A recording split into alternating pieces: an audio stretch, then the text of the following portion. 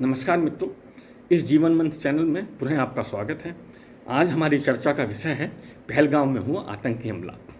यह एक बहुत दुखद और दुर्भाग्यपूर्ण घटना है कि जिसमें आतंकवादी आए, उन्होंने नाम पूछकर धर्म की पहचान कर यात्रियों की हत्या की और उसमें भी पुरुषों को मारा और बच्चों को छोड़ दिया। अर्थात उन्होंने यह कष्ट, मानसिक पीड़ा पहुंचाने की कोशिश की कि हम ये ऐसा कर सकते हैं, और उन्होंने इसमें कोई भी मानवता नहीं दिखाई।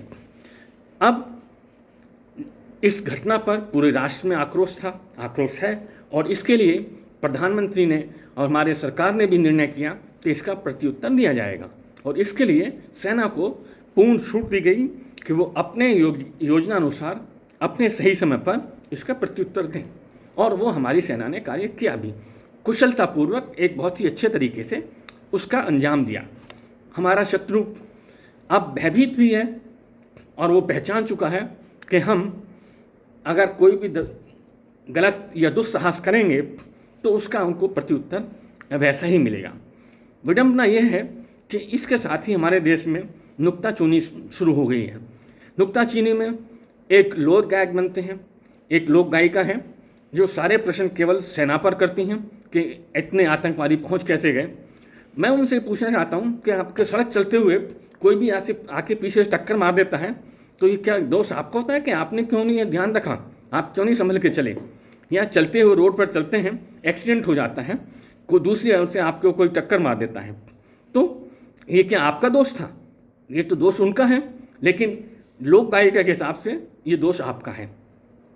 दूसरा, हमारे राजनेता भी हमारी सेना का मजाक उड़ाते हैं, रफेल में नींबू मिर्च बांधकर दिखाते हैं, वो भी हमारी सेना का मनोबल तोड़ने की कोशिश करते हैं। दूसरा, और हमारे विपक्षी पार्टी भी वो कहते हैं कि हमारी सेना का कितना नुकसान हुआ, ये हमको बताएं, गिनती करके बताएं। जब हम एक राष्ट्र की समस्या से जूझ रहे हैं और आतंकवाद का प्रत्युत्तर देना है, तो ऐसे प्रश्न बहुत ही नकारात्मक और देश के प्रति निष्ठा न होकर उनका स्वार्थ उनके सिर पर चढ़कर बोल रहा है, यह दर्शाता है। यह बहुत ही एक निंदनीय और शर्मनाक बात है, क्योंकि हमारा शत्रु उन्हीं के शब्दों को, उन्हीं के वाक्यों को लेकर सारी दुनिया में ढोर पीटता है कि देखिए ऐसा हुआ है, हम उसमें निर्दोष हैं। और हमारे ही जो घर के लोग हैं, जो घर में छुपे हुए आस्तीन के साथ हैं, यह काम करने में बखूबी पाकिस्तान का, हमारे शत्रुओं का मदद कर रहे हैं, उनका उत्साह बढ़ा रहे हैं। पहले भी हमारे मुख्य विपक्षी पार्टी के नेता चीन में जाकर, उनके एम्बेसी में जाकर एक MOU साइन करते हैं।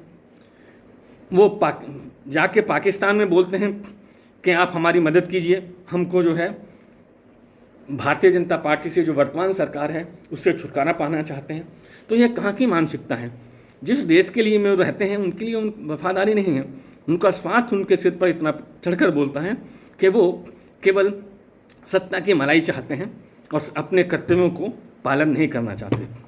मेरा कहने का मतलब यही था कि हमको इस विपत्ति काल स्थिति में अपने राष्ट्र के साथ, अपनी सेना के साथ, अपनी सरकार के साथ खड़ा होना चाहिए। और यदि प्रश्न हैं तो प्रश्न वो सटीक होने चाहिए, उनमें देशद्रोह की या देश के शत्रुओं को बढ़ावा देने वाली कोई भी बात नहीं होनी चाहिए। इसी से हम इस समस्या का समुचित समाधान कर सकेंगे।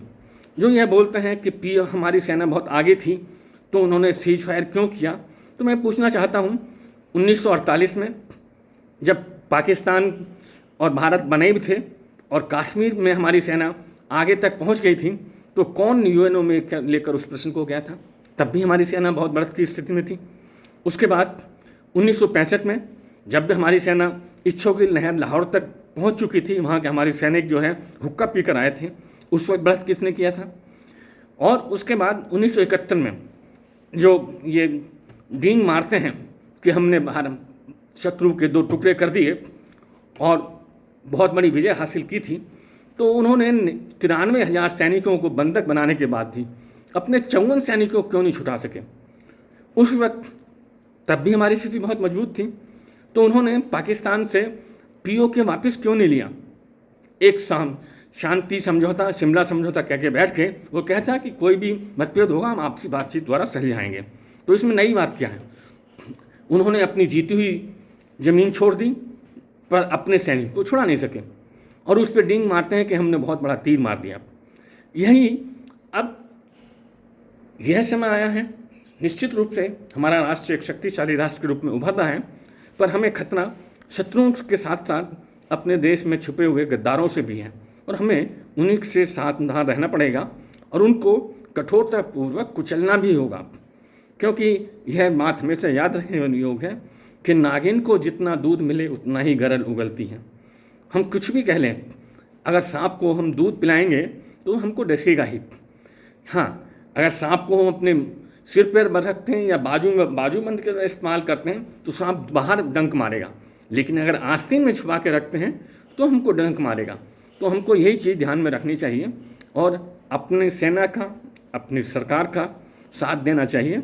और जो ये खरपतवार उग चुके हैं, जो लोक गायिका के रूप में हैं, कुछ राजनीतिक पार्टियों के रूप में हैं, उन सबको नष्ट करना चाहिए, जिससे कि हमारे राष्ट्र में सुख समृद्धि की फसल पैदा हो और हम अपना जीवन शांतिपूर्वक, धर्मपूर्वक, धैर्यपूर्वक और सम्मानपूर्वक जी सकें।